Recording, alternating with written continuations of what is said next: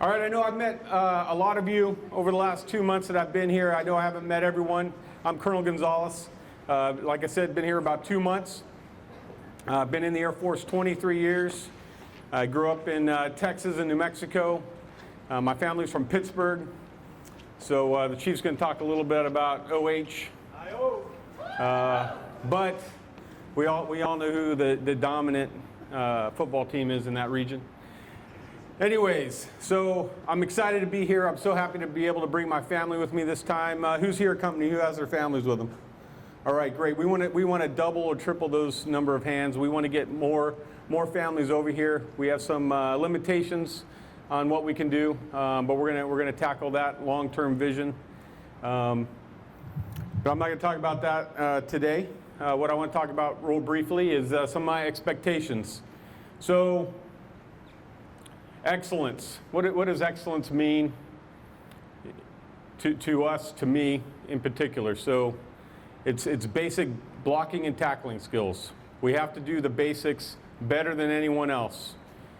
If we can do that better than anyone else, we're going to be able to do the more complex and more dynamic than anyone else. So we're going to focus, as far as excellence goes, your basic skill sets. Once we have that down, then we can start graduating to more and more complexity in complex problems. Professionalism. We're all here on one team. We all have a mission to do.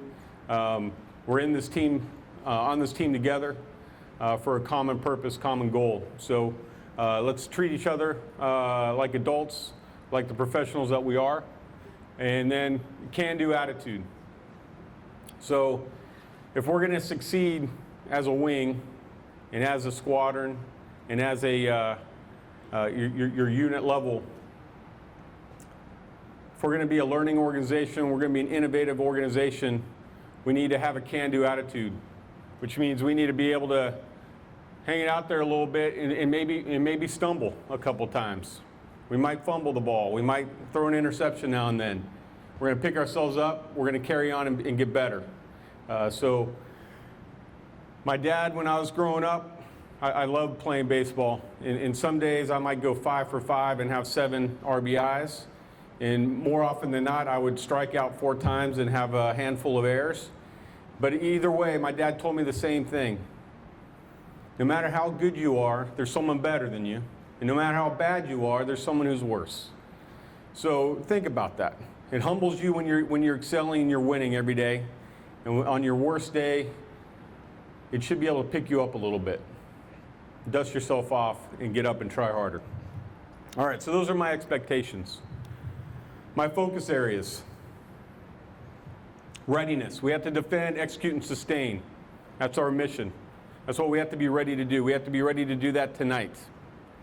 Everyone in here has a part to play in that. We have to be able to receive follow-on forces. We have to be able to bed them down, whether they're bedding down here or bedding down at one of the forward operating bases. We have to be ready to do that at a moment's notice. And the reason is, do I really think we're going to have to fight tonight? Right now, not so much. A year and a half ago, probably. But our readiness to fight tonight is a huge deterrent to our adversaries. Within a couple hundred miles of here, we have 3 of our named competitors or adversaries for our national defense. China, Russia, North Korea. Violent extremist organizations are all over the globe watching us. The stronger we can be, the better deterrent effect we can have against our adversaries and our enemies, the stronger our diplomats can go into negotiations to ensure U.S. national interests are met. Fight tomorrow. What does that mean? Who's here for 1 year? All right, most of you. So you're going somewhere else next. We have a known adversary that we're preparing for here, but we don't know where the next fight's going to be. It could be in this AOR. It could be over in CENTCOM again. It could be in SOUTHCOM. We have no idea where the next fight's going to be. We have to be ready to do that. There's a lot of things that the Air Force is doing right now called agile combat employment, dynamic force employment. These aren't just buzzwords. These are changing the way that we fight expeditionary. This is changing the way that we're going to deploy forces and present forces to our combatant commands. These are things that we can practice here. We might not need to use that skill set in this theater, but when you go to your next base, you're going to need to know that. This theater offers us a lot of great opportunities to do those types of things, though. We have lots of forward operating bases all over the peninsula. We have several airfields within close proximity that we can deploy a small team of comm folks, of CE, of defenders, of POL, for support. And then we could bring in a 4-ship or an 8-ship of Vipers or A-10s, along with some weapons loaders and some maintainers, and turn jets out of there quickly, and then get them launched again, and then recover the force. So there's a lot of great opportunity here for us to exercise some of these things that our big Air Force is talking about. Improved processes. So who's busy here? Who's got more than enough time to just chill and do what you want to do? Yeah, probably not a whole lot.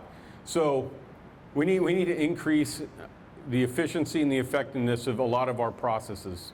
We don't have a huge problem, but speeding up how we do EPRs, OPRs, decorations, starting with the admin, to how we get our jets ready, how we bed down our force.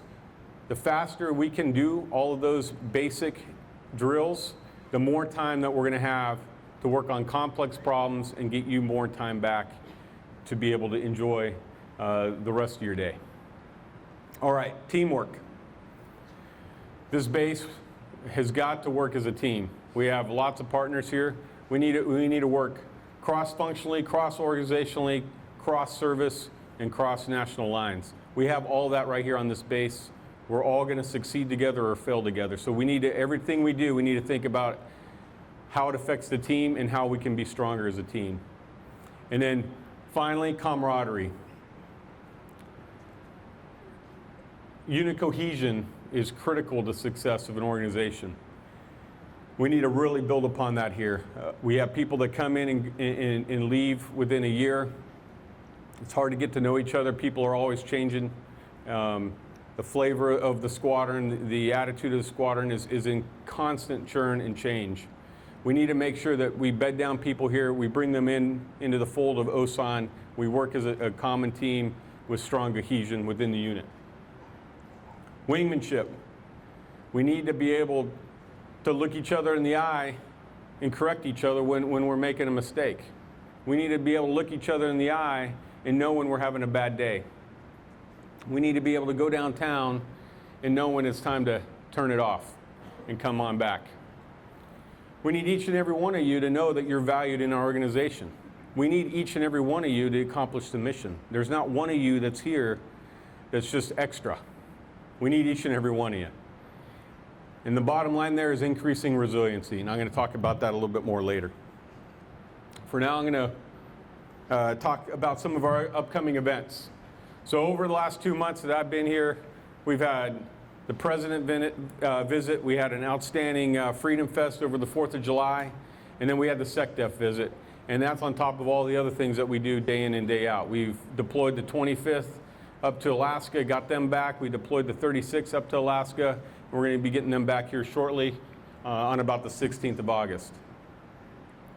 On the 22nd, we're going to practice a major accident response to get ready for an air show that's coming up in September. A lot of moving parts there. You all saw the Spark Tank advertisements as you walked in. This is something our innovation room is doing. It's Air Force wide, but they're also running on the 23rd through the 25th of August a workshop on how to pitch your ideas. Participate, be part of that. We're looking for your ideas on how we can do better. How do we fight better? How do we become more ready? How do we work stronger together?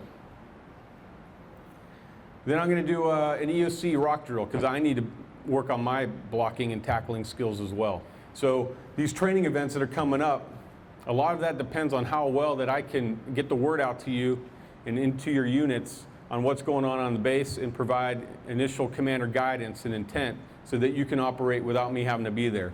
So I'm going to practice that with the EOC and the UCC so that on our first training event, I'm not scrambling to figure out where I'm supposed to sit and what numbers I call. And then the end of August, we're going to have a resilience tactical pause, and I'm going to talk about that more in a moment. Right into September, we got Chuseok. That's the Korean Thanksgiving, their version. So if you're planning on getting out and around Korea, which I highly encourage you to do, that's probably not the time to go because it's going to be jam-packed. Everywhere is going to be jam-packed. And then our air show. The official event is on the 21st of September. But the day prior, on the 20th, we're going to do a full mission rehearsal. So all the aircraft are going to be flying. We're going to open up the gates to family and friends. So if you don't want to go on that Saturday, which we're expecting to be super packed, so go out on Friday and see the rehearsal. It's going to be the exact same show. Then we roll into October. We got the Air Force Ball on the 5th, and we follow that right up with our first readiness training event. Then on the 15th, the colonels are going to beat the Chiefs in softball and maintain the cup. And then, and hey, on this Osan Cup, hey, this is our event. This is our thing to design. So I got a question in the last commander's call earlier this morning about doing some other things that aren't, maybe inclusive more of everyone. So not everyone likes to play softball, and not everyone likes to play volleyball. So maybe there's some other things we can do, some kind of talent show or whatever. Send up your ideas. I'm all for it. Hey, this is our day to go out, enjoy each other's company, and compete in whatever mechanism we like. Right after that, we got the commander of PACAF coming out to visit us. And in November, we got a peninsula-wide readiness training event, and then into Thanksgiving.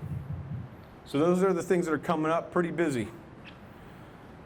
With that, I'm going to pass it over to Chief now to talk a couple topics. Thank you, sir.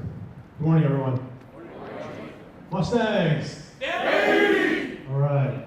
So, my slide, got some stuff up here on current and working initiatives that are going across the force. One of the things up there is AFSAPAC. So that's the Air Force Sergeants Association Professional Airmen's Conference. We're taking 6 airmen, NCOs from Osan Air Base, and we're going to go down there and we're going to develop professionally.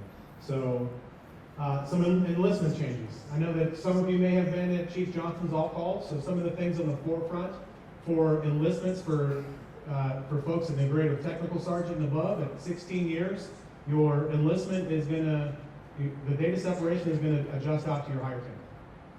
For those of you that have SRBs, probably not going to affect you. You're still going to be able to re-enlist and get your bonuses if you have an SRB. But for those of us that are constantly have to look at adjusting our re-enlistment dates and getting retainability, your data separation is going to adjust to your HYT. So as a technical sergeant, it'll be 22 years, and then when you promote to master sergeant and senior master sergeant and chief, it'll adjust, so on and so forth. Another thing that's being discussed, that's on social media, and I feel that it's worth discussing, is not a bad day policy. It's not official yet. However, the Air Force, our Chief Master Sergeant of the Air Force and the Chief of Staff, General Goldfein, are looking at ways to take test anxiety away from PT testing. So 45 days out, you take your test, you pass, you're good. If you don't, you got some areas to work on. 45 days later, you come back, you take your test, you're good. So no harm, no foul. So that's one of the things that we're looking at. It's not official yet, but it's all over social media. Social media is a good thing because we're actually communicating with each other, talking about initiatives, and getting our thoughts and processes across. So those are 2 big things that I thought were worth discussing here and letting you all know that those are some of the things that we're getting close to getting across the board. Next, we've got looking at an initiative to creating a flight chief course. We've got a flight commander course and a squadron superintendent course. We feel that it's vitally important to start to develop our flight chiefs that are going to be complementing their officers at the flight level. So we have a flight commander's course. So we're going to look at developing a flight chief course to develop our senior non-commissioned officers to have those skills to complement their commanders. And then lastly down there, building partnership capacity. It's very important that we get this right. They're already doing it in Japan. They're having JASDAF Airmen in ALS and our NCO Academy over in Japan. So it's one of the things that we're going to do here in Korea is that we're going to build partnership capacity with our ROCAF NCOs. So we're going to start embedding them into our ALS 2 or 3 at a time so that they can start to professionally develop their core of enlisted as well. So it's a big move here for the ROCAF to actually want to participate in it and to send their airmen to be professionally developed. So it's groundbreaking with what we're doing here on building partnership capacity for the ROCAF. So, resilient airmen. You guys can see that there's a picture up there of Brutus, the Ohio State Buckeyes. They're very, very resilient. That's a team that is able to bounce back from adversity. And it's a little bit about what I'm passionate about. It's just to spark a little bit of conversation between us, and maybe a little giggle here again in the crowd. But it's about resiliency. It's about knowing your people. I'm passionate about the Ohio State Buckeyes. It's a little bit about me. It's a tidbit for you. I like the Browns, the Buckeyes, anything from Ohio. I'm from Ohio. My wife's name's Gina. So there's a little bit about me. So one of the things that I wanted to actually discuss about being resilient is that our airmen are precious resources. All airmen. Our nation's combat power, sitting right here in this room. It's you. It's that simple. You are our nation's combat power. We're effective, only effective as each and every one of you and your resiliency. So the next slide. Know your people. There's Baker and ODB getting to know each other, talking about where they're from. How many of you heard of La Cosa Nostra? It's the Sicilian mob. But it literally translates into this thing of ours. This thing of ours. Our Air Force. Each and every one of you has a story. You have a book, and it's important that we all start to read it.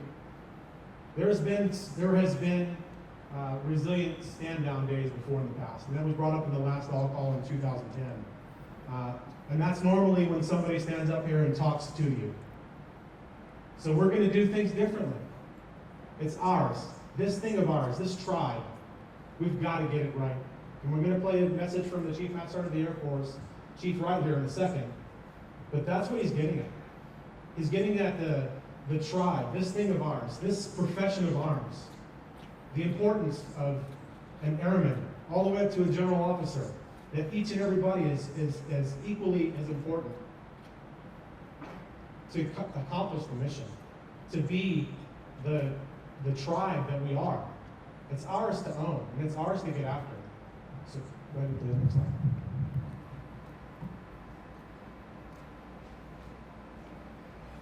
Our teammates are taking their own lives. We lose more airmen to suicide than any other single enemy, even more than combat.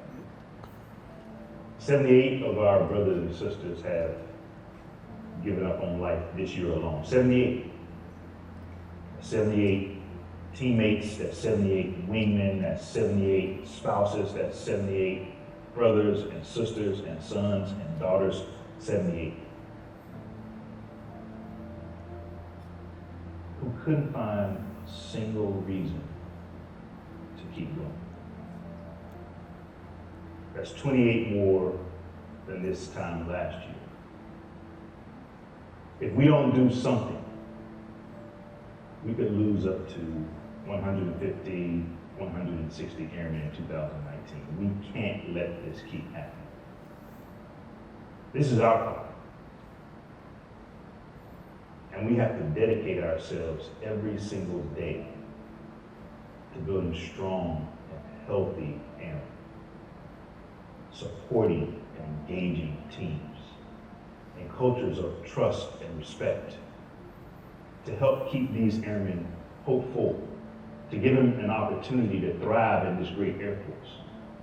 That's why General Goldfein has directed this resilience tactical pause, a break in the daily grind so that we can focus. We can focus on our airmen and their well-being. Now, this is not a one-day effort to check a box. This is the beginning of a much-needed dialogue between airmen, command teams, helping agencies, and frankly, our entire Air Force. We have to get this thing turned around. This is your day, so make it your own. We won't tell you what to do, we won't tell you how to do it. You know best what your teams need. Use the resources that we've made available to you, but make it personal, make it about them, all of them. Most importantly, keep this as a primary focus beyond this pause. Make every single airman count every single day. You know, someone right now in your organization is struggling. Someone in your organization is suffering from post-traumatic stress or depression. Someone in your organization is feeling hopeless. And they may be thinking that suicide is the answer. Give them better options. Let's lead them to a better answer.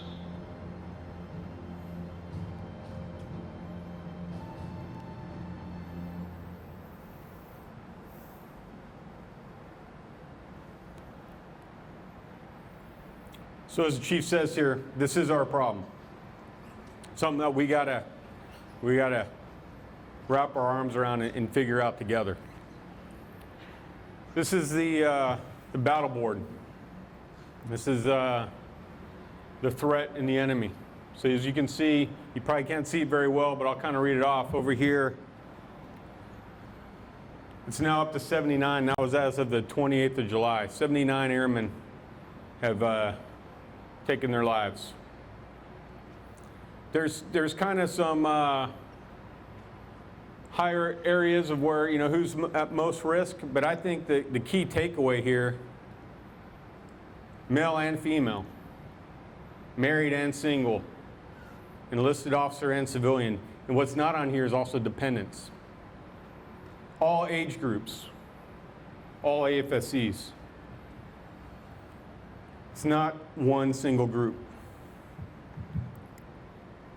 which means there's not one single answer. So what's going to work for someone is not going to work for someone else. So as part of my focus area on camaraderie, I'm going to start a Mustang resiliency campaign. This is going to be an ongoing effort. It's kind of kicking off right now. On the 30th of August, we're going to have that resilience tactical pause.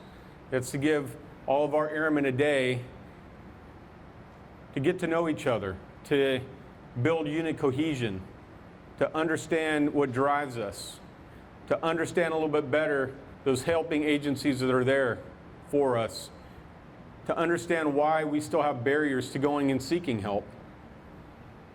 And most importantly, understanding what is working and more importantly, what is not, and what do we need to change. We're really pushing for your feedback. So you can see the situation is suicide is the leading cause of airman death. It's not combat. It's not aircraft accidents. It's suicide. So the mission is to strengthen unit cohesion, connectedness, and enhance personnel well-being. And that's all airmen. Civilian, GS employees, active duty, guard, reserve, and our families. We need to promote protective measures and healthy behaviors. We need to promote wingmanship. We need to be proactive in our engagement. And we need to gain your feedback, like I said. So that tactical pause on the 30th of August is going to be decentralized execution, broken down below the squadron level, within your workplace. Figure out what is best for your team to enable you to go out and discuss these things. Perhaps it's a 3-hour hike, and you take some materials with you and you stop every hour and have a 15, 20-minute discussion. And then you pick up and you move out a couple more miles, and then you stop, have lunch, carry on the conversation. Mix up those pillars of resiliency. The mental, the spiritual, the social, the fitness. Mixing those things up will drive different parts of your brain to look and figure out how we can better get after this issue.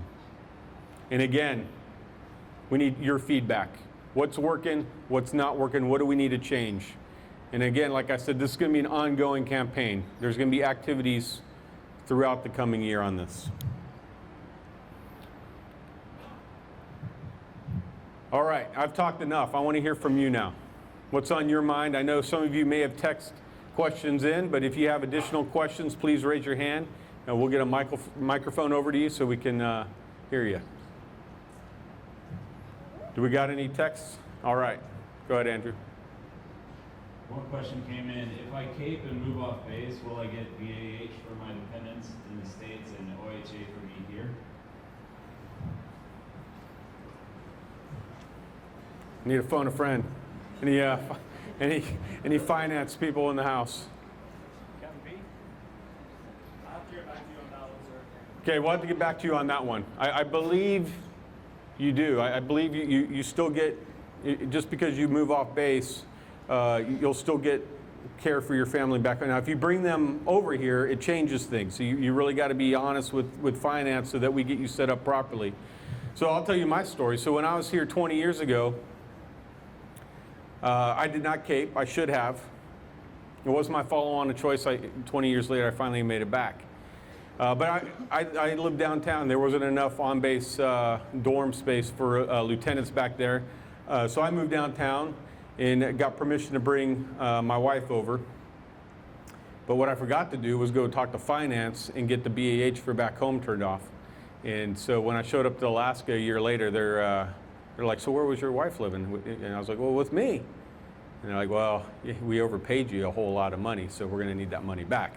So to prevent that from happening, please go and be proactive with finance. Let them know the situation, and they'll be sure that you are getting all the entitlements you're supposed to, and in not getting entitlements that you might have to pay back later. All right, next, Andrew. Sir, is there any plan to bring the Aero Club back? There is not a plan to bring the Aero Club back.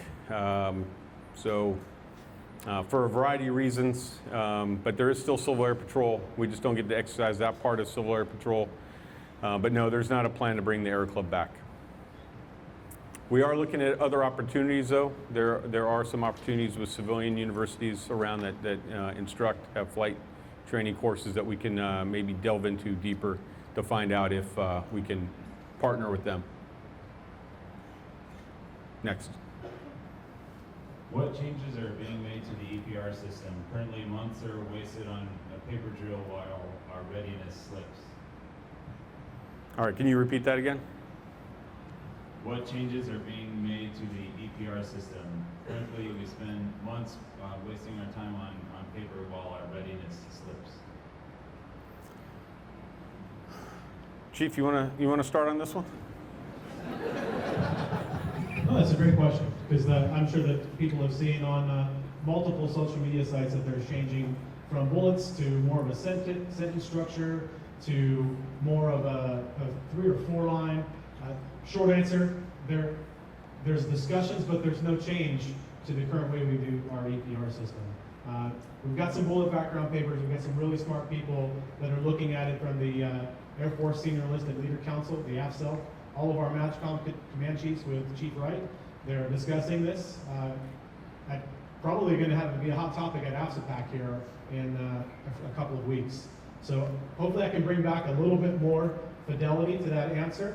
I plan on sharing all of my notes from AFCEPAC, from the discussions that we had with all of our MATCOM command chiefs and the Chief Master of the Air Force. So there's going to be some good talking points. Specifically about readiness and paper drills, that's something that's leadership within the organization. It's supervisory skills, teaching your folks good writing habits, turning things in on time, and not just turning it in and wiping your hands with it. You got to follow up and follow through when you turn something in. Follow it to completion.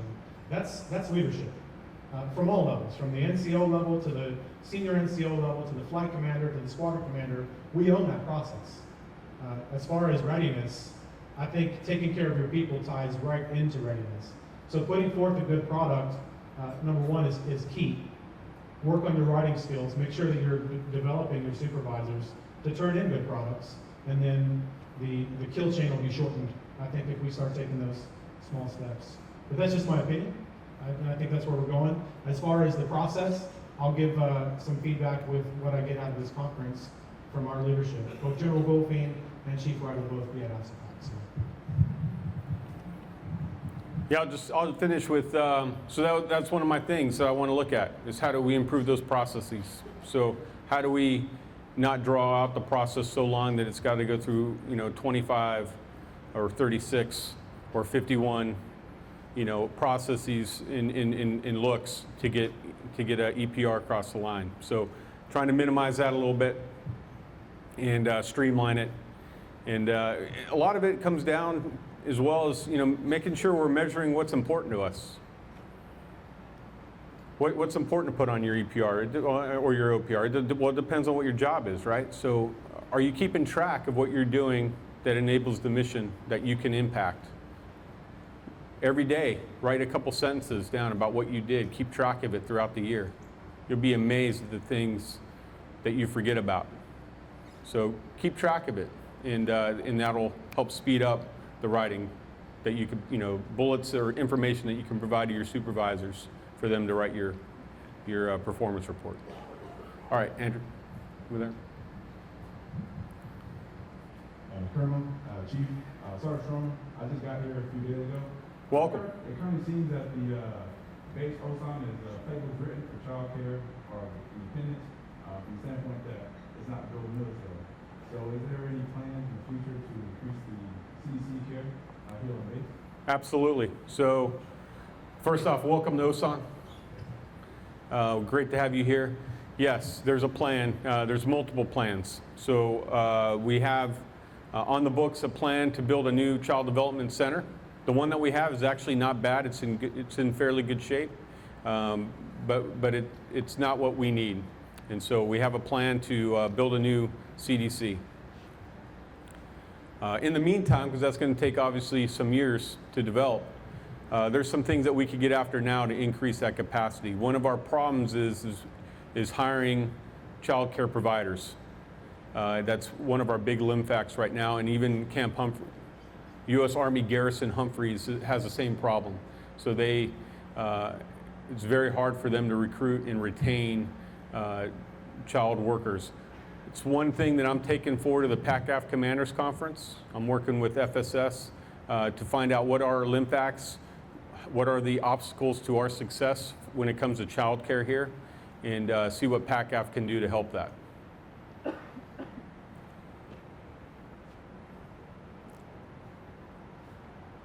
Any other hands? I'm going to go back to texts. All right, Andrew. Sir, is it possible for command-sponsored families living off base who opt to stay here for more than 2 years to be able to get a second vehicle without an exception to policy? Without an exception to policy, I don't think so. That could be something I might entertain as a possibility if you're staying here long-term to have more than one vehicle. The problem is the base is, it's already congested with vehicles. There's a lot of vehicles on the base. But it's one of those things, if we're going to increase the capacity for CSP, we also need to increase capacity for vehicles. So that's also in the building plan. But that's something I might entertain.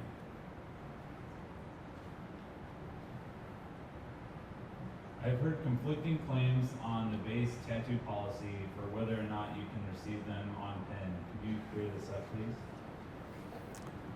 Yeah, do not go downtown and get a tattoo. Seriously, don't do it. They're not monitored for cleanliness.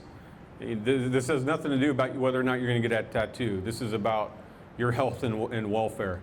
So they are not. The standards that they follow do not meet our requirements. They do not receive the same types of inspections that we would expect to enable you to go downtown and get a tattoo. So yeah, no, don't do it. Next. Will there be any changes to the regulations regarding mustaches? Seems like a few people have been skirting the rules, and maybe is this a prediction of what's going to happen in the future? I have not seen any word on them changing the AFI on mustaches.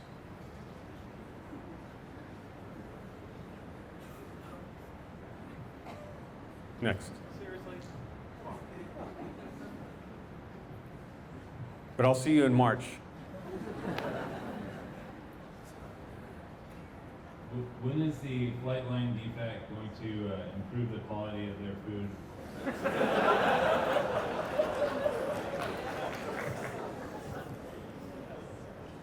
Well, what I'll say is I have not eaten it. That's the one defect I've not eaten at. And I almost went out there with some defenders the other night, but it was getting late and I was getting exhausted, so I cut out short. I'll tell you, those people want to deliver you the best meal that they can. So I'll look into that, see if there's things that we can do to improve the quality of the products that they're using. But definitely know that that team that's out there is working hard to provide you the best that they can. So I'll look at ways that we can improve the quality of their ingredients so that they can make the meals the best they can. With the dorms being in a constant state of repair, have you considered at all to rebuild any of the dorms entirely? So we are going to demolish some of the older ones, and some of our most problem ridden dorms, we have some major projects to upgrade their systems. But as far as demolishing any of the newer ones, no, there's no plan to do that. But we are moving people out so that we can do total renovations on them. Several people have texted in questions about what you think is going to happen with curfew, whether it's going to be reinstated, or what are your thoughts regarding that? All right. So yeah, curfew. How do you all think it's going? Good? That was kind of weak. Is it going well or isn't it? Is it going well? Yeah? All right. I think it's going pretty well. There's always going to be a couple one-offs, right? Some dramatic event, like we saw a soldier up in Seoul, right? Unfortunately, those things are going to happen. But I don't think that incident alone is going to drive General Abrams to reinstate a curfew. If we start to see a lot of those types of incidents, then yes. But right now, I don't think so. Right now, I think overall, we're doing well. But we're still seeing some incidents here at Osan of too many airmen coming back solo, single ship to the gate, inebriated to the point where they can barely make it through the gate. Where's their wingman? Where was their wingman 2 hours ago to say it was probably time to knock it off and get some water?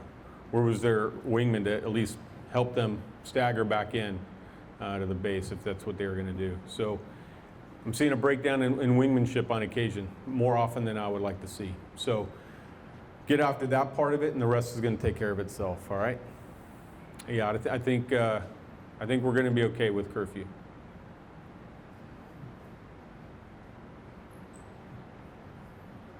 Sir, is there any talk at your level of the current North Korean missile tests having impact on the upcoming training events?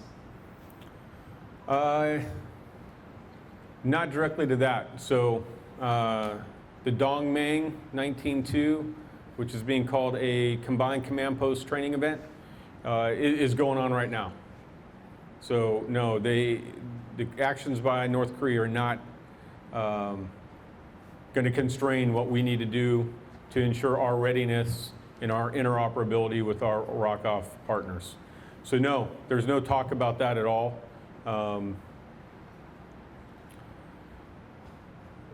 We just have to be careful with the words that we use in media and on social media of how we describe what we do. So that's why I'm talking about readiness training events and not exercises. Because they're not the exercises of old. This is very, very different than some of the things that we used to do back even just a few years ago.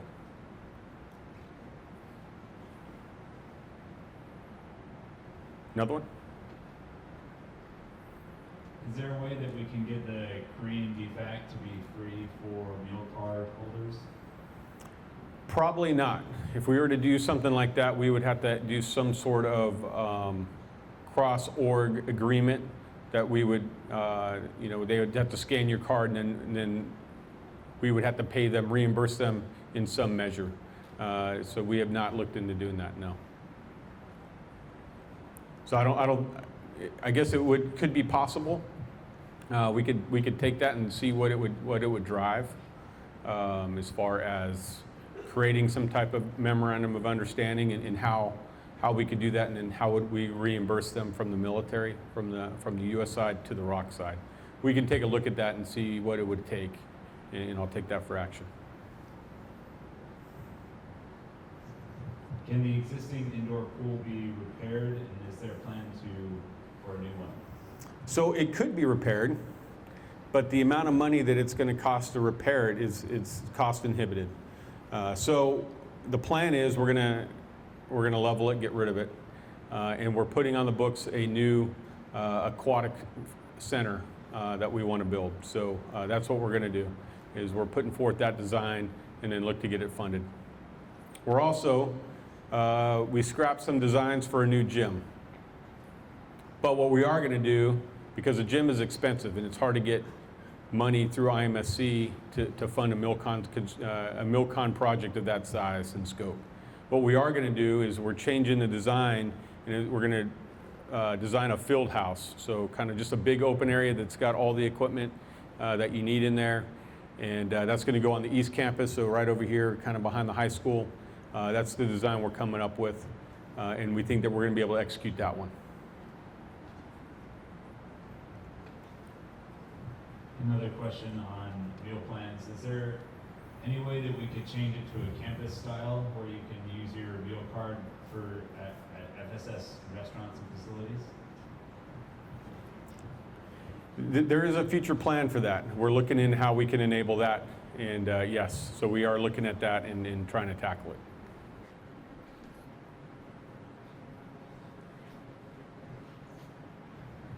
Will you adjust the wing leave policy to match USFK's policy of 30 days off pin, commander or supervisor directed on pin? So I'm unfamiliar with this. So I'll have to go back and look at what the wing policy says, because I haven't read that wing policy. What I will say is whatever the policy is, first off, I'm not a big policy guy. I like to give orders and delegate the authority down the lowest level. So whatever policy is out there, it'll be revised to enable squadron commanders to manage their own lead program in accordance with our higher headquarter guidance. Sir, I'd like to know if this resiliency push will focus more on simply talking to our airmen about stress in general, or actually listening to the problems that cause stress and brainstorm solutions. I strongly suggest some sort of problem and solution system where airmen can develop their own ideas as solutions, since they're the ones that are going through these issues that cause stress. Absolutely, that's exactly what it's about. It's about you understanding what's available in why those resources aren't working. Is it obstacles to seeking help, or is it a lack of knowledge, or is it a fear of going and seeing mental health, or talking with a military family life counselor, or talking with a chaplain, whatever it is, or are there other things that we're not doing that we should be doing? So yes, it's all about getting your input on how do we solve this. Absolutely.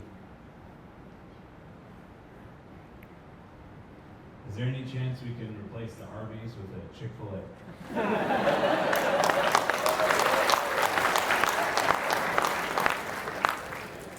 So, I would love to have a Chick-fil-A here. My understanding is that the Chick-fil-A Corporation does not want to go onto a military base. That's what I've heard. I'm not sure the reasoning why, but I heard it was offered and that they said no thank you. So probably not until they change their mind on where they would like to have a Chick-fil-A, we're not going to get one on base. Chief. Just so you guys know, like the bowling alley has probably one of the best chicken sandwiches. It probably trumps Chick-fil-A. So there you go. Get after it. Just kidding.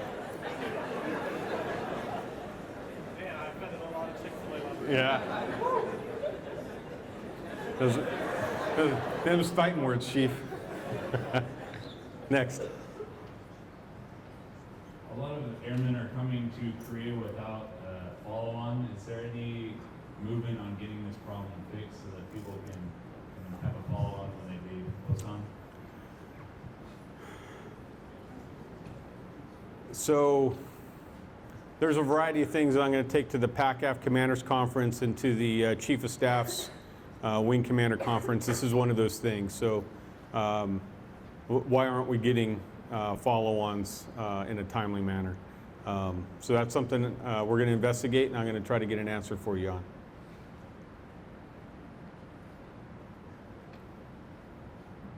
Do you think it's a good idea that we're sending 3 levels to Osan? A lot of time is taken away from training due to the high Korea turnover.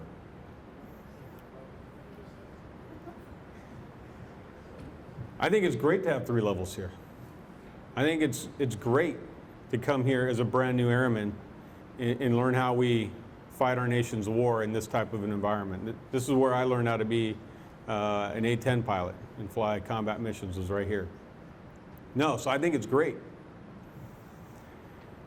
The issues are, in 1 year, how do you get them trained to be an all-up round?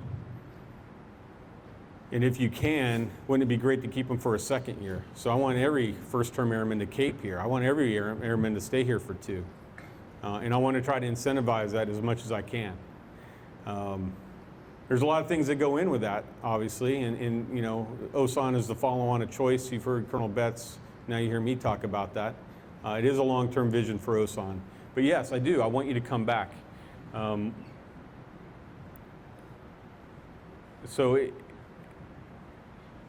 do we incentivize airmen to stay here longer and not just leave after a year? That's really where I want to tackle.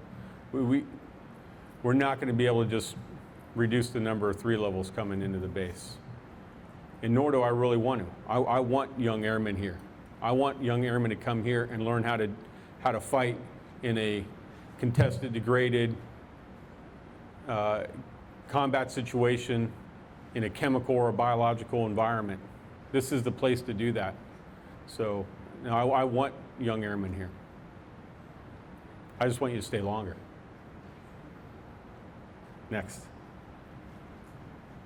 Chief, I think this question might be directed for you, but how many games before Kitchens gets fired when the Browns start 1-4? I think the only way Kitchens gets fired is probably not going to happen. He is the way. Every kitchen needs a baker, so I think we're good. There's a baker in the kitchen, so 12-4 is what I'm suggesting is going to happen this year for the Browns. 12-4. Quote me on that.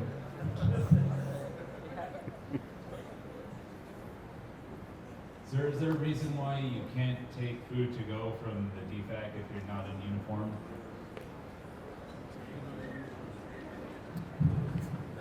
So that you can take food to go in civilian clothes. Just bring your container, take the tray, put the food in your container, and you can take it from the diners.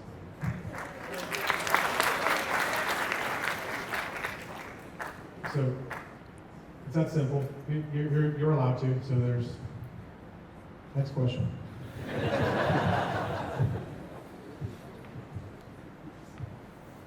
Can the ship workers, defenders have their BAS back? Probably not. Next question. I give the chief all the applause ones, and I'll take all the bad ones.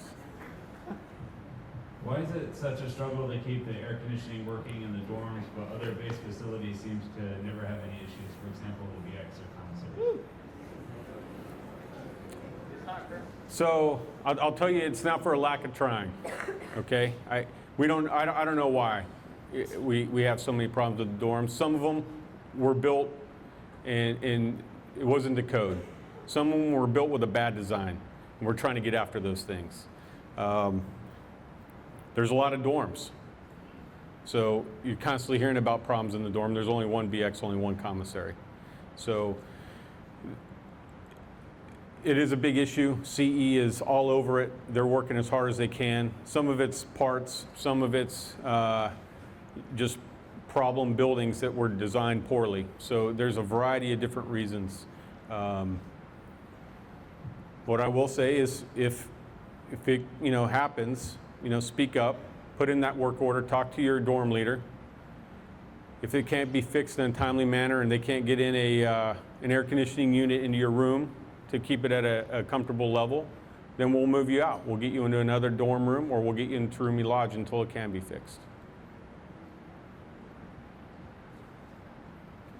Yeah. So if you work in the HVAC shop, understand. Anybody work in HVAC? No HVAC? So that should be telling to you all, because right now they're out there working in the dorm rooms. I like to give public service announcements to our HVAC guys and gals, because they truly get after it.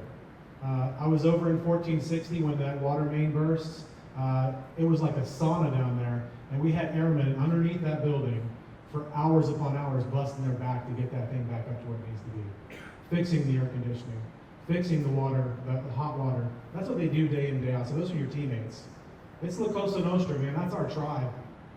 So our CE airmen are absolutely swinging the axe very fast. Probably the most work orders in the entire Air Force happens right here. This is the largest dormitory complex in the Air Force. So they are 100% got your six, and they're looking into getting your dorms where they need to be. So just a public service announcement. So thank them.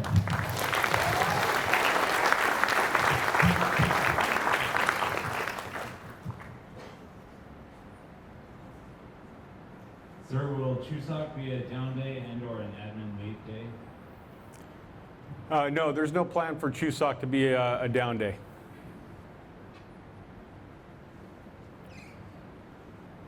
Next question. More bad news from me. Lakers or Clippers?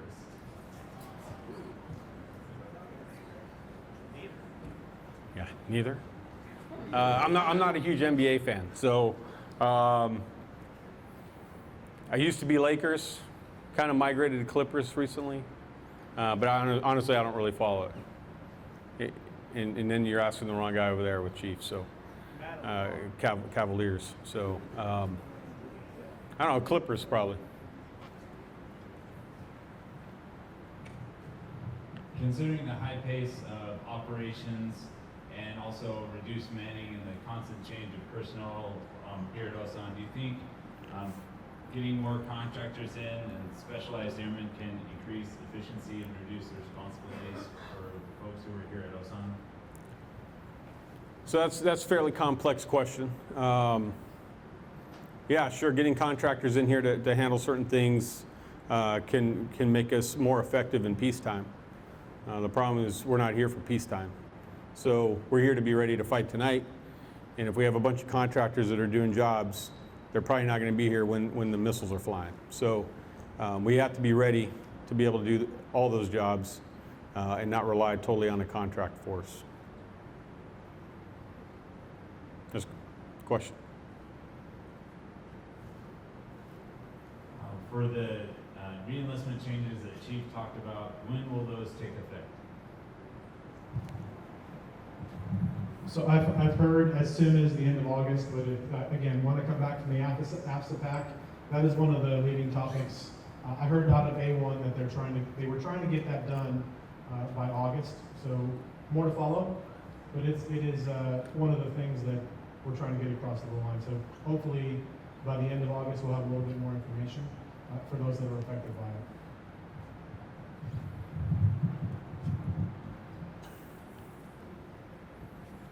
Considering the parking problem on base, can we build a giant parking lot by using the golf course?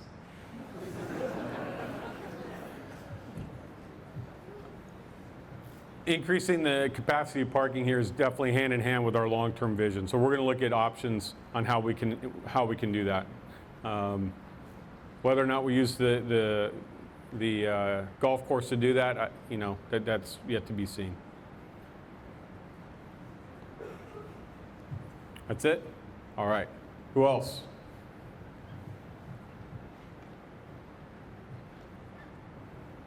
All right, well then let me close with thanking you all for being here. Thank you for your service. We all sign up and serve our nation for a variety of reasons. Whatever your personal reason is, I thank you seriously from the bottom of my heart. Defending our nation is fully ingrained in me, and I can't think of a better profession to have than serving our great nation. Thank you for your sacrifice. A lot of people here are unaccompanied, leaving their families behind. Most of us have experienced that at some point in our career. It's not easy. So look out for one another, care for one another, listen to one another. Know that your leadership, your supervisors, your shirts, your chiefs, your commanders, we're thinking about you as well. And then finally, thank you for your professionalism. You guys are doing an outstanding job. This base is hitting on all cylinders. We need to keep it going. We can't slow down. We got to keep our foot on that accelerator and keep pushing it up. So thank you again. Appreciate it. Have a great rest of your day. Green, touch shot. All right, carry on.